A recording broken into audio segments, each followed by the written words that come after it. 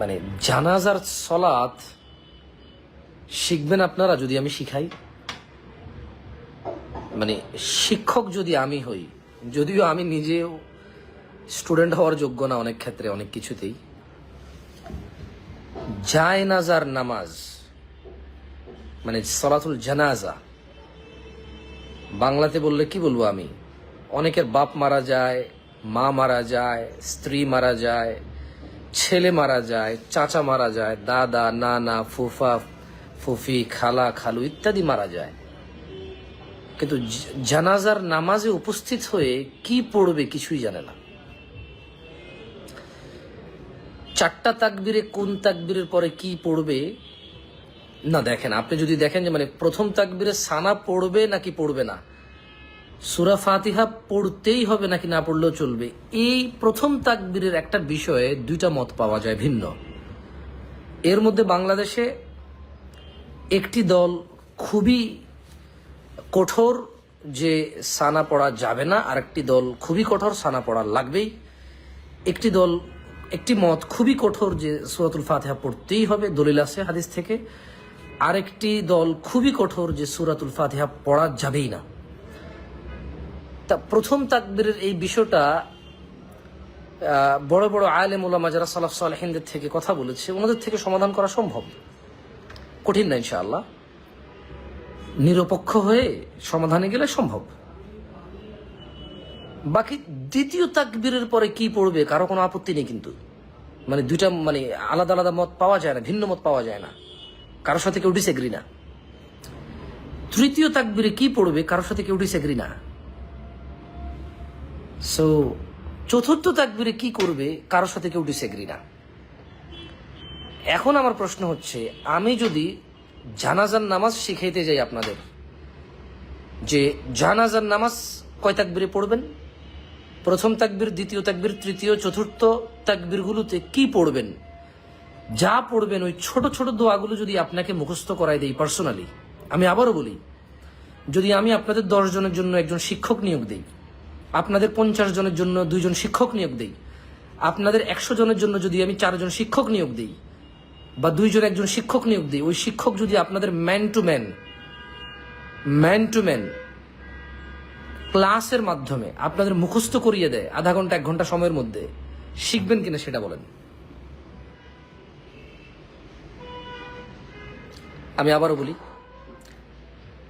জানাজার নামাজ মানুষ তার বাপ মা সন্তান মারা যায় কিভাবে জানাজায় দোয়া করবে জানে না, জানাজার নামাজ কিভাবে পড়বে জানে না, মানে কি পড়বে জানাজার নামাজ। যেমন আমরা জানি যে ফজর, জোহর, আসর, মাগরিব, ইশা বা নফল নামাজ, ভিতরের নামাজ আমরা সূরা ফাতিহা পড়ি, সঙ্গে একটা সূরা পড়ি, রুকুতে যাই আমরা সুবহান রাব্বিল আযীম পড়ি, সামি আল্লাহু লিমান হামিদা বলি, উঠি আমরা রাব্বানা লাকাল হামদ বলি, আমরা সিজদায় যাই সুবহান রাব্বিল আলা বলি, আমরা বৈঠকে আল্লাহুম্মা সাল্লি আলা মুহাম্মদ আল্লাহুম্মা বারিক আলা মুহাম্মদ আল্লাহুম্মা ইন্নী যালামতু নাফসি পড়ি, আত্তাহিয়াতু পড়ি, আমরা সালাম ফিরাই আসসালামু আলাইকুম ওয়া রাহমাতুল্লাহ বলে আমরা জানি। কিন্তু ভাই বাম হাতে খাচ্ছেন, এটা ডান হাত, আল্লাহ ইয়াহদিক, ভাই এটা ডান হাত, আপনি সামনের ক্যামেরাতে বাম মনে হচ্ছে, কেন বারবার প্রশ্ন করে আপনি, আপনার কাছে কেন মনে হচ্ছে যে আপনি ডান হাতে খান আমি বাম হাতে খাবো, কেন আপনার কাছে মনে হচ্ছে যে বাম হাতে খাওয়া হারাম, এটা আমি জানি না, আপনার কাছে কেন মনে হচ্ছে যে আমার এত বড় স্পর্ধা, আমি মানে প্রকাশ্যে সবার সামনে বাম হাতে খাবো, কেন আপনার কাছে এটা মনে হচ্ছে যে এটা আমার চরিত্রের সাথে যায়, বলেন বাম হাতে আমি খাবো, এটা আমার চরিত্রের সাথে যায়, বলেন আপনি ভাই। আল্লাহ মাফ করুক, ধরেন আল্লাহ ভীরুতা নাই, ধরেন আল্লাহর ভয় নাই, তা মানুষজন তো হুজুর হিসেবে জানে, মানুষের মানে মানুষ তো মানুষকেও ভয় পায়, বোঝেন না, ধরেন তাকওয়া নাই, একজন রিয়া আছে, তারপরে তো সে মানে বাম হাতে খাবে না প্রকাশ্যে জনসম্মুখে, এটা ডান হাত, এটা ক্যামেরা এমন দেখায়, দেখছেন আপনার ওই এক কমেন্টের পুরো টপিক শেষ। এটাই আমি বলছিলাম যে যখন যে বিষয়ে কথা বলি সেই বিষয়ে কথা না বললে, আপনি অন্য বিষয়ে কথা বললে টপিক শেষ। তবে আমিও আবার যেটা করি, যেই ব্যক্তি এরকম বাহার ঢুকাই দেয় টপিকে, তাকে আমি আবার ব্যান করে দিই।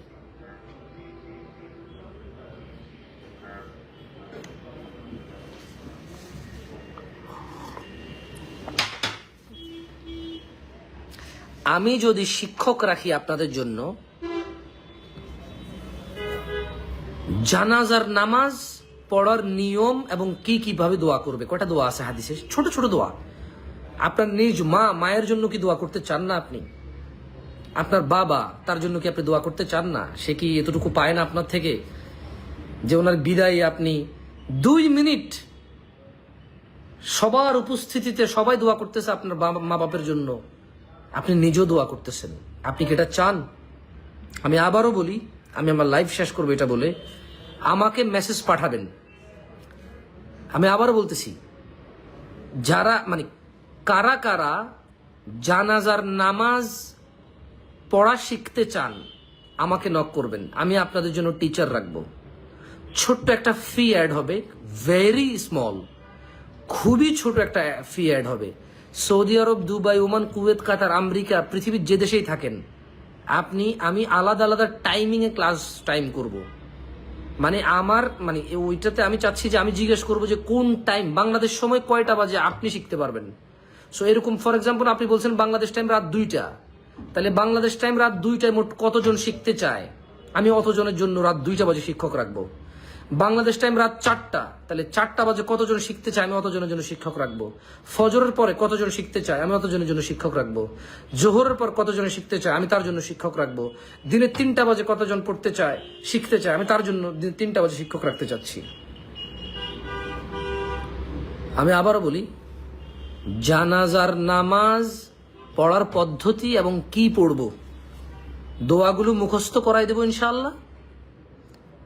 এবং সর্বোচ্চ আমি বলতেছি আপনাকে, সুন্দর করে মনোযোগ দিয়ে যদি আপনি 1 ঘন্টা করে সময় দেন, মাসে 4টা ক্লাস এনাফ হবে। আমি আবারও বলতেছি, সুন্দর করে মনোযোগ দিয়ে যদি 1 ঘন্টা করে ক্লাস করেন, মাসে 4টা ক্লাস, মানে এনি 4টা ক্লাস 4 ঘন্টা, যদিও এটা 1 ঘন্টা এনাফ, তারপর আমি বাড়াই বলতেছি। যদি কেউ আগে শিখে যায় আলহামদুলিল্লাহ, আর যদি কারো আর একটু বেশি সময় লাগে তাও অসুবিধা নেই, সময় দেওয়া যাবে। আমাকে মেসেজ করবেন,